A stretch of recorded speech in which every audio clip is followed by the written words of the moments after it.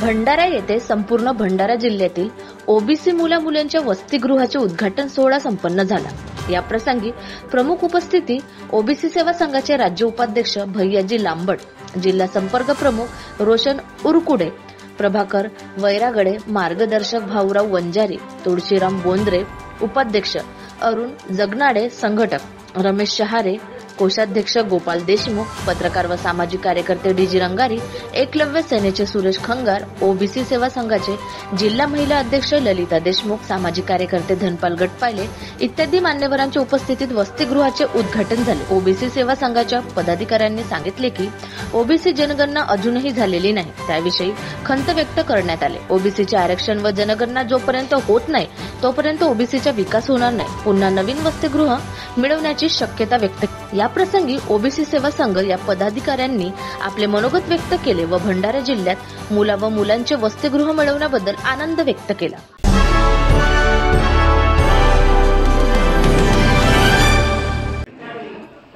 जिल्हा संपर्क प्रमुख ओबीसी सेवा संघ जिल्हा भंडारा। आज मला आनंद होतोय ओबीसी बांधवांनो आणि सर्व बहुजन समाजातील मित्रहो, आज आम्हाला आनंद होतोय। स्वातंत्र्याच्या 78व्या वर्षानंतर भारतातून प्रथम स्थान मिळतंय भंडारा शहराला आणि आमच्या भंडारा शहरात अथक परिश्रमानं ओबीसी सेवा संघ आणि ओबीसी जनगणना परिषद या सामाजिक संघटनांच्या माध्यमातून अथक परिश्रमानं आमच्या भंडारा शहराला भारतातील पहिलं मुला-मुलींच्या विद्यार्थ्यांसाठी वसतिगृह आज उद्घाटन होत आहे। आम्हाला आनंद होत आहे। आपण टाळ्यांच्या गजरात ओबीसी सेवा संघाचा महाराष्ट्राचा उपाध्यक्ष आहे आणि आम्ही अनेक वर्षापासून जवळपास ओबीसीच्या अनेक प्रश्नांवर आंदोलनं करत राहतो, अधिकाऱ्यांना भेटत राहतो आणि त्याच अनुषंगाने त्यातला एक भाग आहे की ओबीसी विद्यार्थ्यांसाठी वसतिगृहाची व्यवस्था झाली पाहिजे, यासाठी प्रयत्नरत होतो आणि यापुढेही राहू। आणि पहिल्यांदा त्या कारणास्तव 75 वर्षांतर का असेना, पण पहिल्यांदा ओबीसी विद्यार्थ्यांसाठी वसतिगृह निर्माण करण्याची व्यवस्था सरकारने निर्माण केलेली आहे। त्याचा आज भंडारा येथे महाराष्ट्रातला पहिला जिल्हा आहे की जे पहिल्यांदा वसतिगृहाचं उद्घाटन आज होत आहे। आज भंडारा जिल्ह्यामध्ये ओबीसीसाठी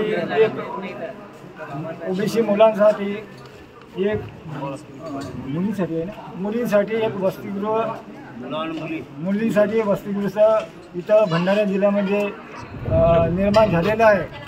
पण हे 70 वर्षानंतर आपल्याला हे संघर्षातून मिळालेलं आहे। पण हे फक्त ओबीसीच्या वसतिगृह मिळालं म्हणून हे चालणार नाही। तुमचे अजून काही ओबीसीचे प्रश्न आहे।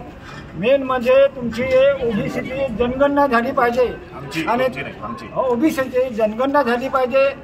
ओबीसीला जो आरक्षणाचा लाभ आहे तो मी अनेक वर्षापासून जे बाबासाहेबांनी 340व्या घटनेमध्ये तरतूद केले आहे आणि त्या माध्यमातून तुम्हाला ओबीसीचं आरक्षण मिळावं, त्या दृष्टिकोनातून जे समर्थित पार्टी आहे अशा पार्टीसोबत सर्व ओबीसी लोकांनी आपण राहावं आणि ओबीसीचा लढा आपला यशस्वी शासन दरबारी मांडून आपले न्याय हक्क कसे मिळतील त्या दृष्टिकोनातून आपण सर्वांनी प्रयत्न करू। आम्ही तुमच्या साथमध्ये आहोत एवढेच बोलतो आणि इथे मी ललिता देशमुख ओबीसी महिला सेवा संघाच्या जिल्हा अध्यक्ष आहे आणि आम्ही ओबीसी सेवा संघ ओबीसी महिला सेवा संघ यांनी म्हणजे सतत प्रयत्न केल्यानंतर आम्हाला हा आजचा दिवस उजळलेला आहे।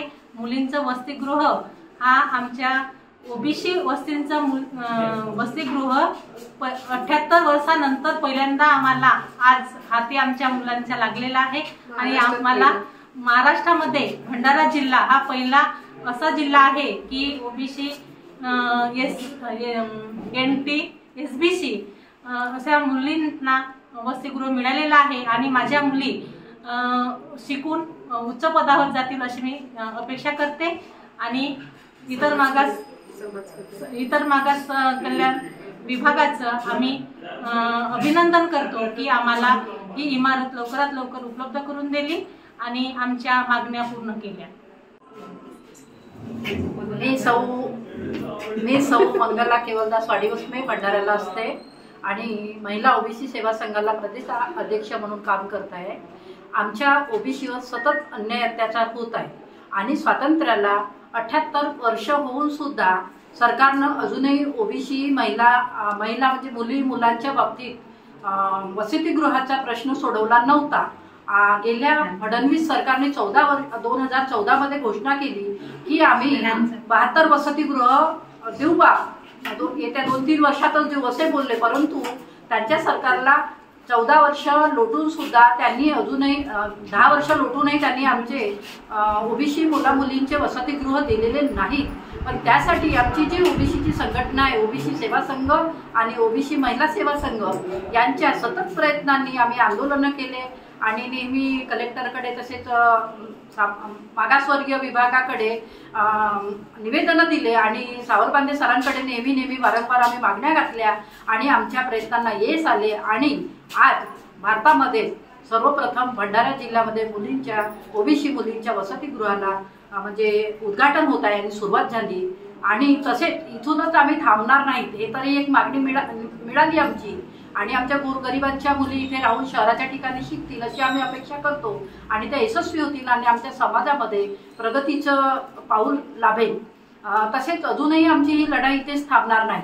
आमची ओबीसीची जातन्याय जनगणना 1931 मध्ये इंग्रजांच्या काळात झाली होती. तेव्हापासून इंग्रजांच्या काळानंतर आमची ओबीसीची जातन्याय जनगणना केली नाही आणि आमच्या हक्काचं पाऊल आम्हाला अजूनपर्यंत ते मिळालेलं नाही.